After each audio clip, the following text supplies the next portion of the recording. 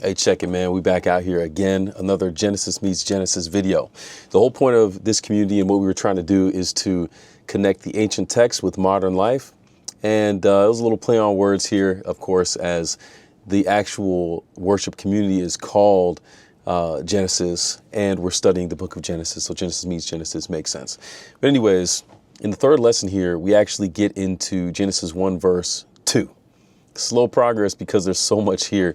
And there's a building, and I have to say it again. I think I've said this in the last couple of videos as well. I'm enjoying the teaching process because the things, when you prepare to teach, there's a lot of learning that takes place. And I think that's the part that gets me the most excited, is learning and figuring out and just discovering so many new things. And then the teaching part, it's only fun. I guess it's primarily fun just because you're getting to share the things that you've found.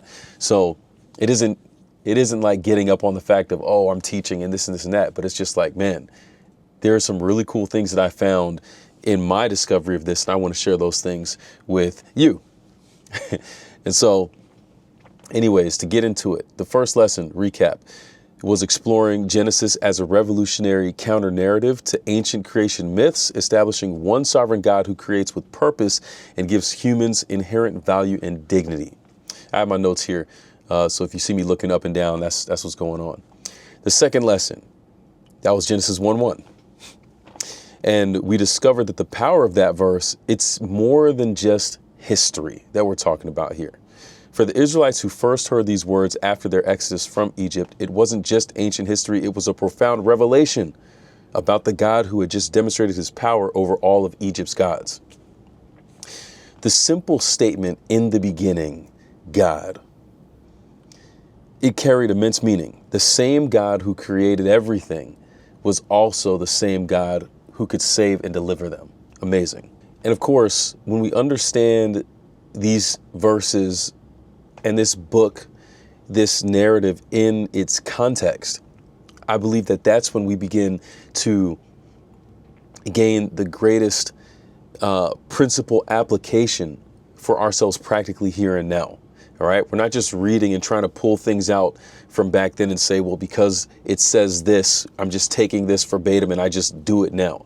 There are principles that we gain from the scripture because they were written to a specific people at a specific time. And those things matter. They influence how the word was received at that time. And it influences the actual meaning behind what was said at the time. There are different words that we use in our language today that have way different meanings from the same words being used back then. So we cannot assume that just because we're reading something and understanding it in our sense that we're getting the actual meaning from it. We have to go back to the context. We have to. That's the most honest thing that we can do when we're studying the scriptures, is go back to the context. So there's a foundational truth that's being built on from the first two lessons, and we're just continuing on that here, right? We have this truth that the God who created you is the same God who can and will save you. And the reality is that this simple statement that we're getting from just the first verse in the context of Israel at the time, it's setting the framework for how we're going to understand the rest of the entire biblical narrative. I think that's really significant because what God is trying to establish here is really, if we can understand this point, it's like a lens, right? If we can understand the lens that we see the Bible through, then the rest of it begins to make a little bit more sense. Understanding that God is the one who creates contextually and not resulting from evolution, not resulting from these other creation stories and some accident, some divine afterthought. That phrase I really like now. It's really showing us that we're made with purpose, that we have value, we have meaning, and that our Creator is the one who can save us and wants to bring us back home. We touched on this earlier, where if you don't know where you came from, coming home is not a concept that you would be able to relate to. You have to have come from somewhere to go back to that place, and for that place to have meaning for you. Genesis 1 verse 2 is actually building on this concept, but maybe in an unexpected way. I think what's interesting about the verse is that it tends to be a verse that is often overlooked when it comes to reading through the creation narrative. If we're looking at it for just history's sake, we have verse 1, which is in the beginning. That's the big one. Everybody knows that, right? And then you have verse 3, let there be light. So sandwiched right between those two, you have these two big verses, these kind of really heavy hitter verses, and then you have verse 2 in the middle. But still, if we look at it more than just on a historical level and we look at it contextually, that verse has so much meaning and value for us here and now today. I think there's a lot here in verse 2 that we'll be able to find that we can appreciate based on how God is crafting this immensely important narrative. So Genesis 1 verse 2, and the earth was without form and void, and darkness was on the face of the deep, and the Spirit of God was hovering over the face of the waters. So obviously this is coming right after Genesis 1:1, and we're keeping those main points, that foundational truth in our minds as we continue to process through here. And, you know, you think of initial impressions. Well, you have these different elements, right? You have the Spirit of God. You have this earth that was without form. Like there was an earth, but it was formless. It was empty. There was a void. You have darkness on the face of the deep. So there was a deep there. And then you have the Spirit of God hovering. The Spirit of God is there, and you have this, he is hovering over the face of the waters. And I find it interesting because my initial impression is like, wait a second. In the beginning, God created the heavens and the earth. So how did this process start? Was it out of nothing that these things came into existence? How much time was between in the beginning for humanity and the beginning of all these materials that seem to be mentioned here in verse 2? It's interesting, and there's a couple things we'll bring out from that as we continue to go through the lesson here. But again, I think if we go back to the context of Israel, it helps us to understand why God is saying these particular things in this particular way. And I think it clears up a lot of the confusion if we're just trying to look at it from strictly that, well, this is a creation account view. It's more than just a creation account. And I hope that I'm clearly communicating that it's more than just a creation historical account. It's more than that. All right. So let's break down the text. I think there are several important themes that can emerge, and we'll start with this one. You have this concept of the earth being without form and void. Now, how do we connect this? This is coming right after verse 1. How do we connect that idea? The earth was without form and void. How do we connect that with the sovereign creator? Well, it isn't just that the earth is formless and a void. It's that there's a sovereign God who's willing to interact and engage with that.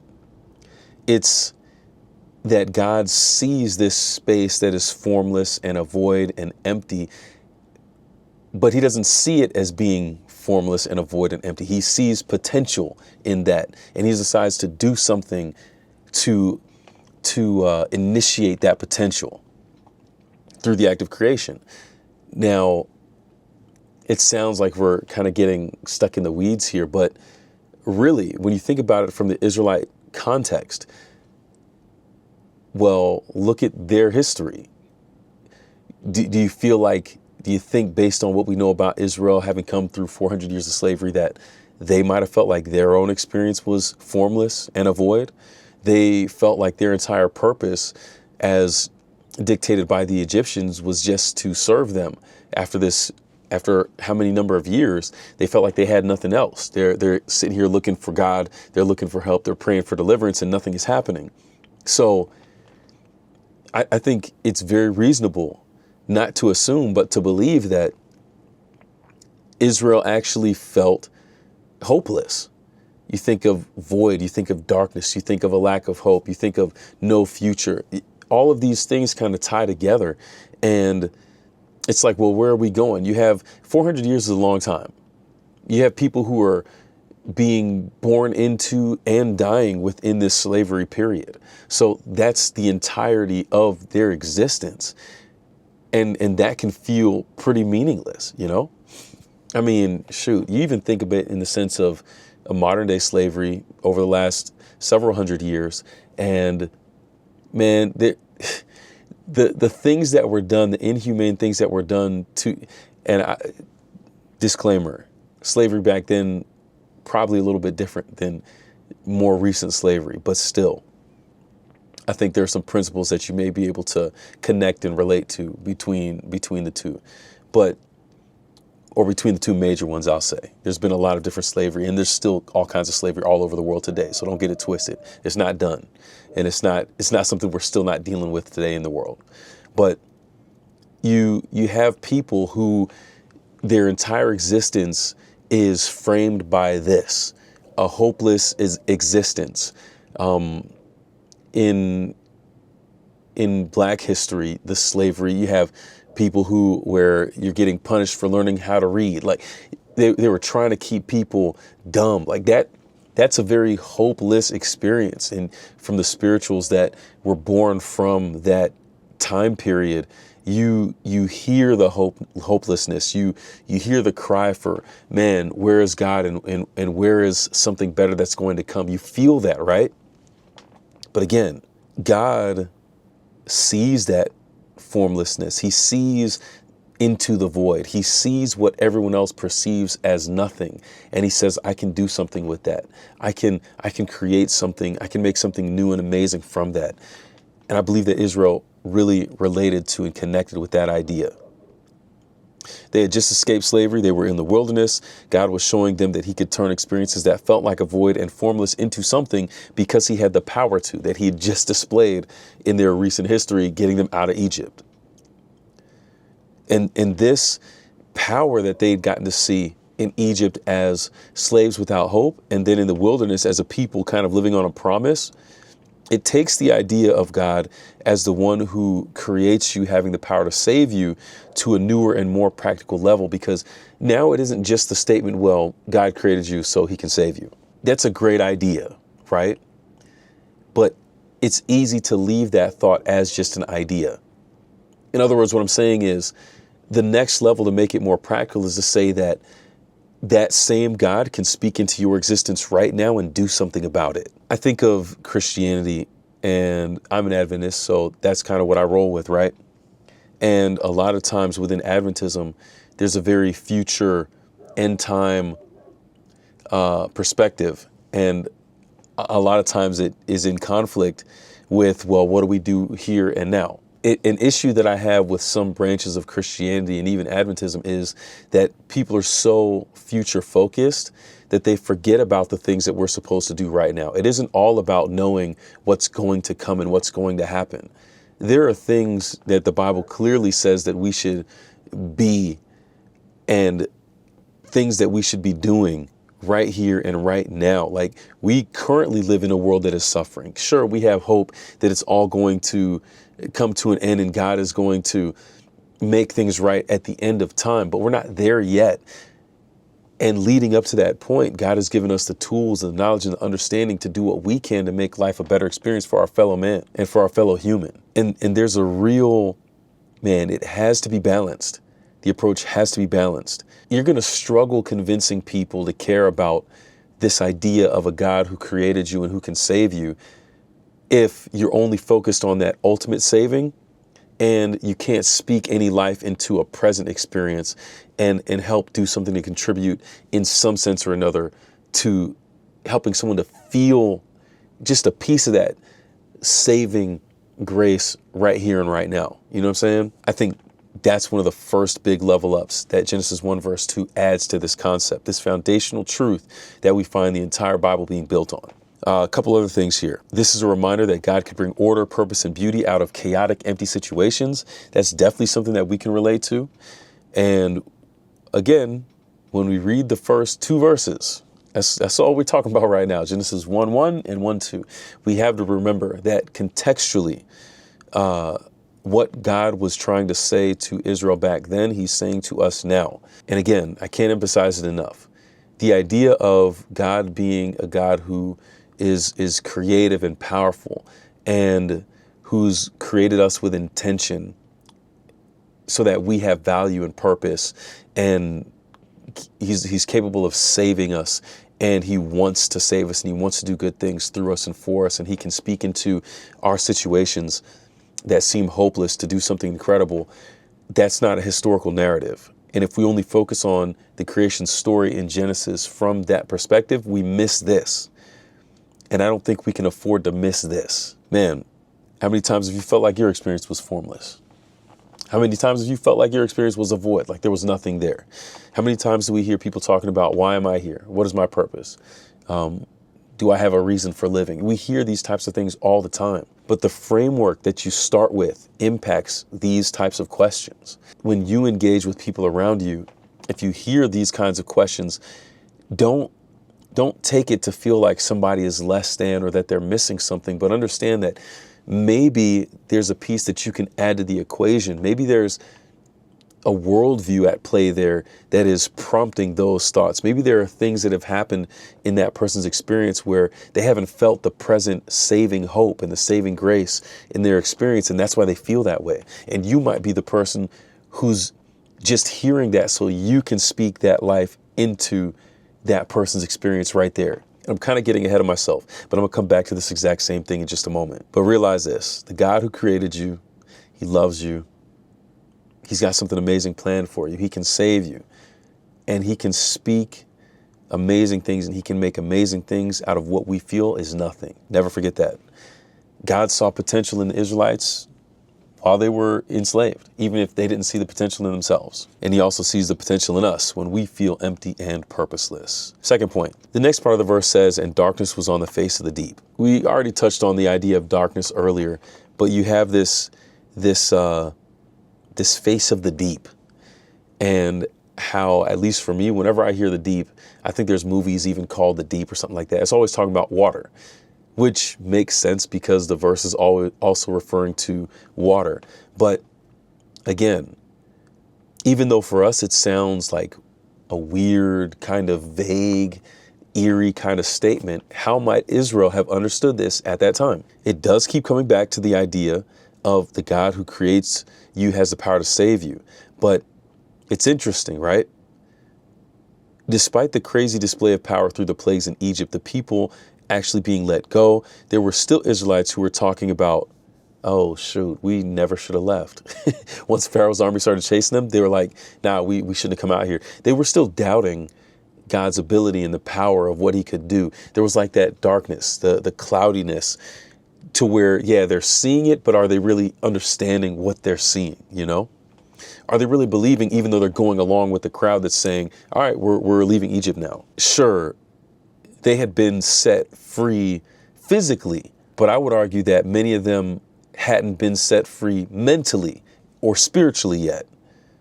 And there's a big difference. There's a big difference in those types of freedom. Many Israelites were still afraid. They still felt this darkness as a part of their experience. I think it connects specifically with the Red Sea, because we're talking about waters, we're talking about the deep. You have the Red Sea. It's right there. When Israel came face to face with the Red Sea, when they came face to face with the face of the deep, can't emphasize enough, they didn't really understand what was happening. They didn't really know that God was trying to do something amazing for them. Like I said, they were just a lot of them were just kind of going through the motions, just following, because the same people, you read through the story, you see it right there.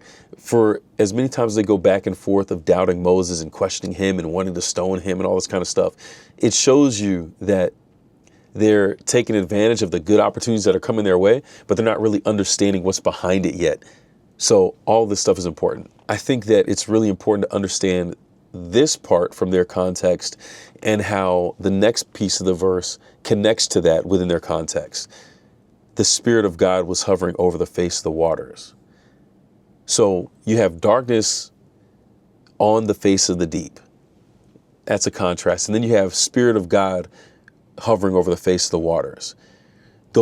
It's almost like alliteration there, right? Almost like a poetic thing where you're saying what sounds like the same thing twice, but in different ways and with different meanings. So you have this first kind of fearful presentation of the concept. But in the second part here, you have the Spirit of God hovering over the face of the waters. So now you have, oh, wait a second, God is here. it is dark, it is vague, and we don't understand, but God is still here over the face of the waters, and he's hovering there. It's an interesting word because if you think of things that hover, it's almost like they're suspended in the air. Planes don't do this. They travel through the air. You have hovercraft that kind of just are floating there. And suspended might be the best word because suspended is actually related to the concept of time. So hovering in place, being suspended in time and space, it actually says something about patience and waiting, a duration of time. So the Spirit of God is hovering over the face of the waters, over the face of the deep, waiting for his moment to do something with that. It's interesting. And he's very present, and he's there. He's just waiting for the perfect opportunity to do something. I love that. And even though the people are afraid, there's this reassurance here in verse 2 that, yeah, you don't understand it. And it looks to you like this void and this crashing sea and this deep, but God is here. He's here, he's present, and there's something that he wants to do for us in the midst of this sovereign creator God who cares about you, who loves you, and who can save you. He's here. He's here. This isn't just an idea or something to understand as a historical fact. This is something to live within and understand about our present reality, that God is here. I love it. Going back to the context, even the use of these words, it's playing against the other common creation stories and narratives that Israel would have been familiar with, having been in Egypt for so long and dealing with the ancient Near Eastern world. The idea of primordial waters, primordial just meaning like foundational or fundamental, kind of basic, but you hear of this idea of primordial waters in several creation myths and legends and stories. I talked about this in the last video. The mention of the waters in particular is one of the reasons why people think the Bible is a copy of other stories that people know to be fake, or people have researched and determined to be fake. And those similarities are there, but there's more to the puzzle than just that. It's a very, very shallow scholarly approach. The bottom line I'm trying to say is the way that these people in this part of the world at that time understood this concept of waters, it wasn't in a favorable light. So when you have a verse talking about the Spirit of God hovering above the waters, it's showing the control and the power that the Spirit of God has over the darkness that is over the waters, as opposed to the waters being this uncontrollable chaos that is determining the things around it for itself. Even for Israel in their own history, I think it's interesting because the one story that you could identify that deals with a lot of water is a huge part of the Israelite history, Noah, and the entire world being covered with the flood. And so you think about it, right? You have you have a little handful of people, and the earth is like repopulated through them, and they go to different places. You have the Tower of Babel experience. So you have different people who their immediate history is this story of Noah. And you can find in different cultures all over the world variations on this type of a story where there's a large flood and a handful of people survive. So this concept of the primordial waters is something that many different people relate to, and with good reason. All right. It's not a coincidence that many different cultures and histories, historical records, and creation myths talk about these primordial waters. But again, in Noah's case and with Israel, we see a God who's in charge of and has power over these primordial waters. We do not see primordial waters that are chaos, like unrestrained chaos and a threat. We don't see that in this story. Again, God is here. He's present. He's in the midst. Of course, again, all these things are tying together because in these other creation stories, you have God who is gods who are distant, which forces the people to try to connect with them in different, strange, and unnatural types of ways, whether it's like people cutting themselves, human sacrifices, all these types of things, right? The worldview is impacting all of these different aspects of what's going on and how they even relate to God and how they even see. I have to use that word lightly because it's hard to say that people would even consider it relating to God. It's more of like they're appeasing God. It doesn't really feel like there's a relationship there for a lot of these other ancient contexts because of the way that they view God.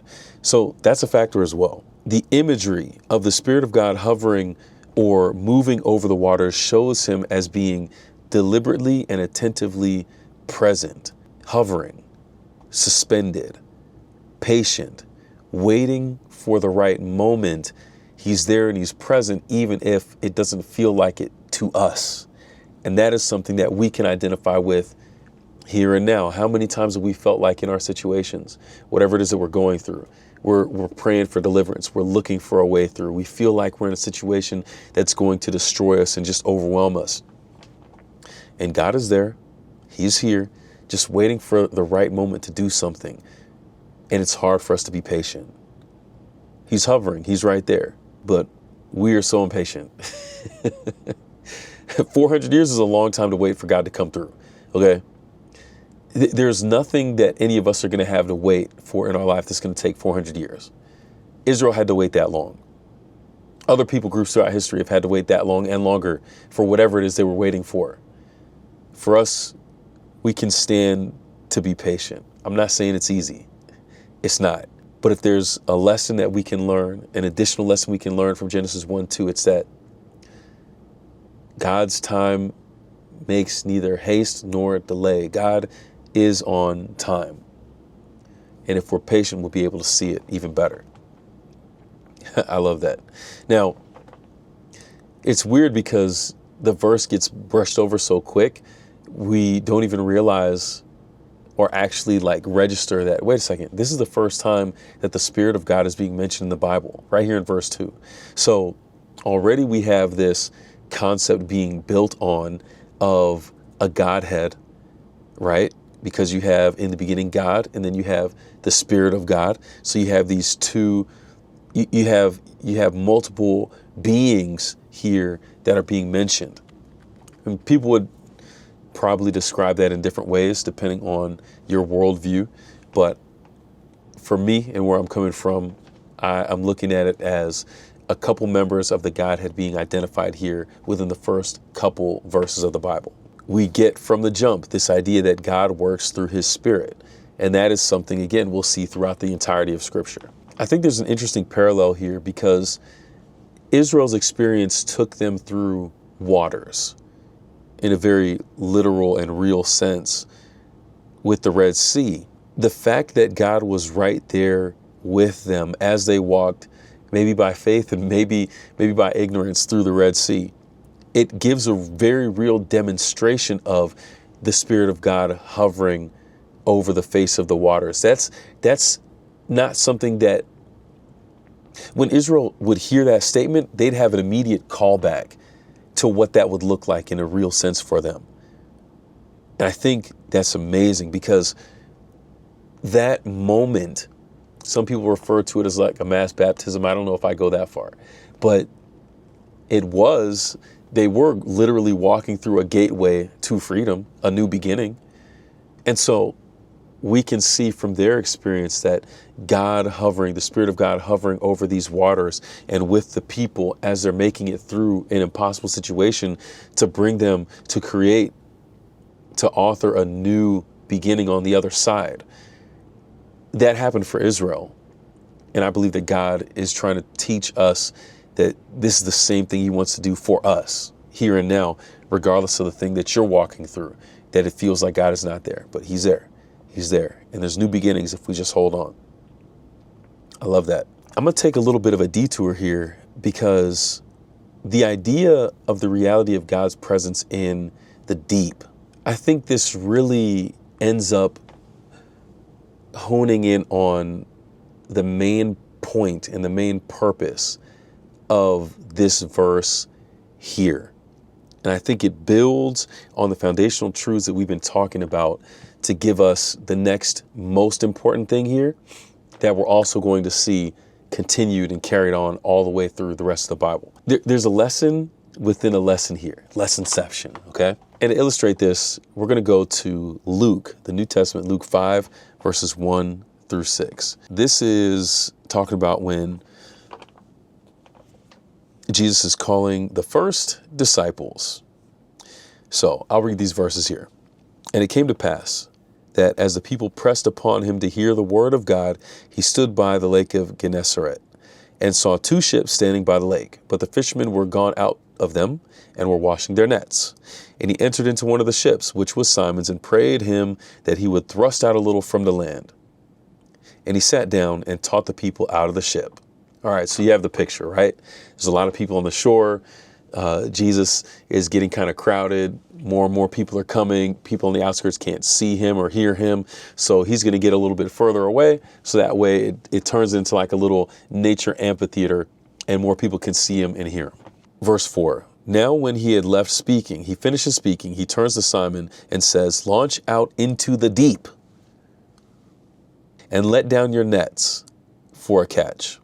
And Simon answering says to him, Master, we have toiled all the night and we have taken nothing. Nevertheless, at your word, I will let down the net. Context is key, right? Why would Peter respond this way? Well, in a nutshell, back then, and I guess even today, like it's not common for fish to hang out near the surface during the day. There's a lot of people on the water. It's not quiet. It's noisy. It's disturbing. And there's people there, right? So you go out at night to try to catch fish because they can gather in different other places, but they're not going to be able to see the nets and the things you're using to try to catch them. In the day, it's obvious. I can liken it to spear fishing in Palau, right? I have a small spear gun. Use the small spear gun at night because you're able to get close enough to the fish. It's dark and a lot of them are asleep. You can afford to do that because of the conditions. But if you go spear fishing in the day, not only is that a heck of a lot more difficult, but the gun itself is twice as long because you almost have to be twice as far away from the fish you're trying to catch, because you have to create the illusion that there's nothing there. And the long spear it gives you more distance from whatever it is that you're trying to catch. So Jesus telling them to let out their nets in the middle of the day after they've already fished all night under the perfect and ideal conditions and caught nothing makes zero sense whatsoever.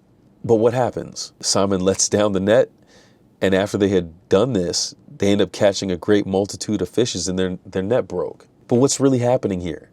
Think back to the context of the verse, Genesis 1 verse 2. There was a situation Simon is looking at and says, there's nothing here for us to catch. A formless situation, an empty situation, a void. But Jesus and the Spirit of God hovering over the face of the waters says, there's something for you there. I can do something with that. We see the same foundational truth that's highlighted here in Genesis 1 verse 2.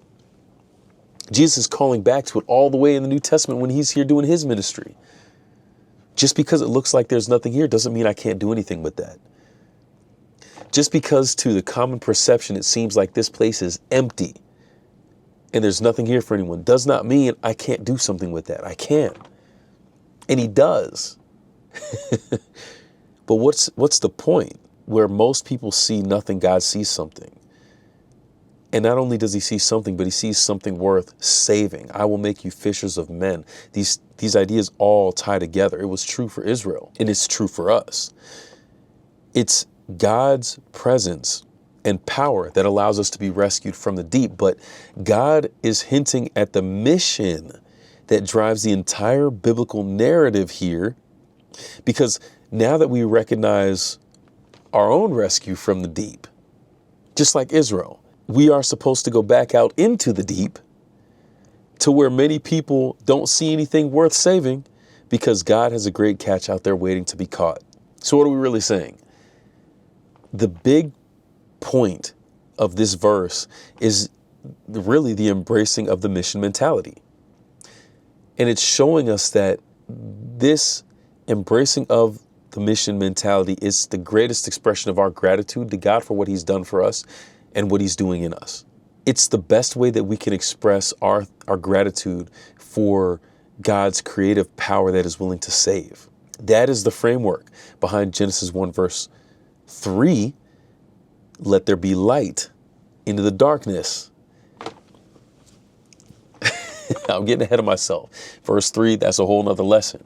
But you can see how it's building up on this. It's not just history. God is laying the framework of understanding for how we are to view him, how we are to see ourselves, and how we are to see others. It's all there. It's all there within the first 2 verses of the Bible. It's crazy, but it's there. I love it. I love it. So, short recap before we close this thing out. The context of Genesis, when it was given, to whom it was given, shows us that there is a God who's in charge. He's powerful and he's willing to make something new for us. He can create. He has created us. He gives us value. He gives us purpose. He gives us reason. But because of that, because he's the one who's created us, he has the power to save us, and he will save us, and he will deliver us. But he doesn't do that just for the sake of us being once saved, always saved. No shots there. The reason that he saves us is to join in his work of saving to go help save others. Deep calls to deep. He calls us out and he sends us back. And it's through the power of the Spirit that we're able to accomplish this. To realize that, wait a second, I looked at myself and saw nothing, but God saw something worth saving. So how does that change the way that I see other people around me? Instead of looking at them as nothing and individuals who are not worth saving, now I see them differently because of what God has done for me. This is what God wanted for Israel. And it's a whole nother set, a whole different set of videos. But this is the reason why they had struggles with the Assyrians and the Babylonians and those captivities. It's because they strayed from this foundational truth that we get from the first couple verses of the book of Genesis. It's amazing. Genesis 1 verse 2 speaks very clearly and very specifically into our experience today. Life isn't easy. And many times we feel like we don't have direction, purpose, or meaning. But again, the God who created us is the one who can save us. And he sees us as worth saving, even if we don't see the worth ourselves.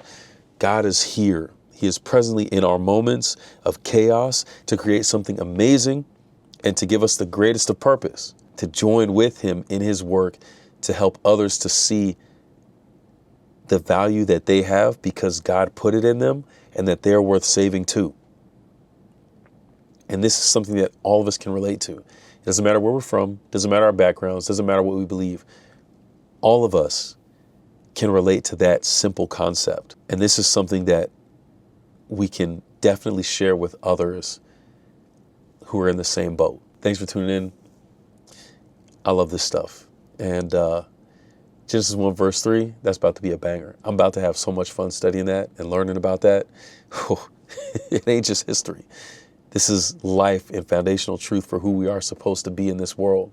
I love it. I love it. But hey, we out here and we out. Catch you in the next one.